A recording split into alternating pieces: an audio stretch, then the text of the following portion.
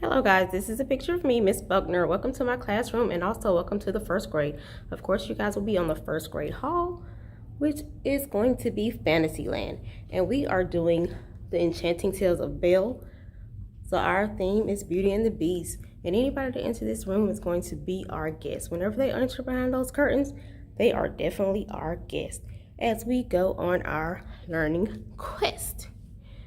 And this is Belle and her library, and you guys are going to have a library as well, and we're going to enjoy reading. Is very important on our journey in life. All right, now we're entering into the room. Since you guys will be starting virtually and you have no idea what your room looks like, I'm going to show you.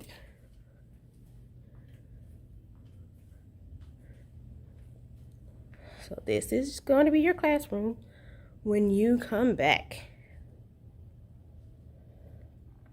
So you don't have to bother mommy and say, mommy, what does my room look like? This is your room, so you have an idea of what it looks like. And I know you saw the mask in the video just a minute ago. Unfortunately, that's what we have to wear now.